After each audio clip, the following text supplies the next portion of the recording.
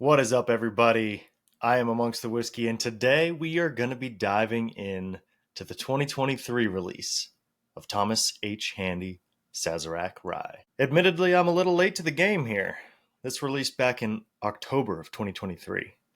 It's now the end of July in 2024, but sometimes that's just when you stumble into a bottle. Let's dive in for a quick review. All right, let's get to it.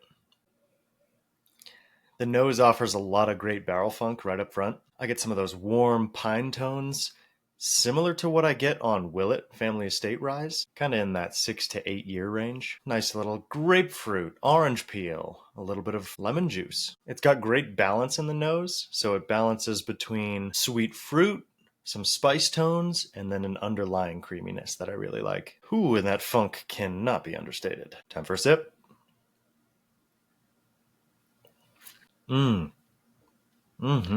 That is just wonderful. Get like a lemon yogurt, strawberry, raspberry. I love how the fruit hits first on the palate, and then this creaminess just washes over the tongue afterwards. Lovely. And that smoldering linger with a kiss of cinnamon, I like that. The nose really does remind me a lot of Willet distillate, so that can be a little bit polarizing, but I think fans of Willet will find a lot to love in the Thomas H. Handy. Another sip. This is just so good. I get like graham cracker, confectioner sugar. The citrus fruit definitely cannot be understated. Very delicious here. Very crisp, very clean, very clear.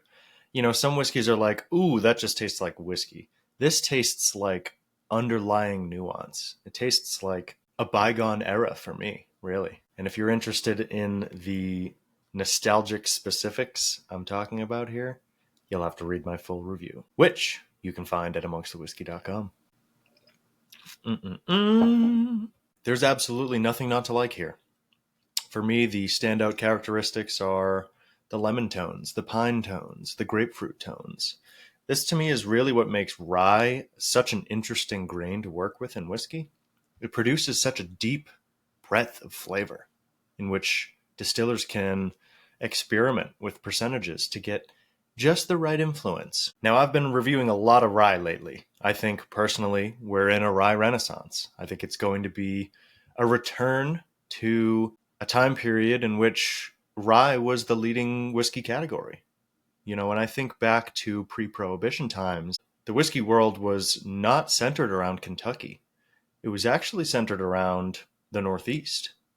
Places like Pennsylvania were industry leaders for rye whiskey. Having tasted some of those pre-prohibition rye whiskeys, I really hope we can get back to that world. And I will say, as much as people rag on Buffalo Trace and Sazerac for mainly just feeding into the hype machine, they've done a pretty spectacular job with this rye whiskey here. Final taste, final thoughts. Okay.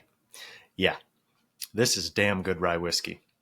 As I think through this in proximity to some of the other ryes that I've reviewed recently, I can confidently say that I like this better than the Wild Turkey Master's Keep Triumph.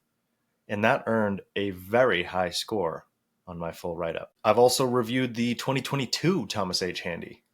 That for me didn't land quite as significantly as this is landing on my palate today. The 2022 Thomas Handy got a 3 out of 5 in my full write-up. The 2023 Thomas H. Handy is a dandy of a dram. This is a bottle I want to share with all of my friends. While it's going to fall just shy of making my top marks, my 5 out of 5 score, it does handily beat some of the other 4.5s that I've reviewed recently. So if you're reading between the lines, this is more functionally like a 4.75 out of 5, which is a damn good score, if you ask me. This will go down on my website as a 4.5 out of 5 with a Keep Amongst the Whiskey designation. It will be my first review under the new rating scale, which includes half points. Interested in reading about this one a little more? Head over to amongstthewhiskey.com. Cheers, friends.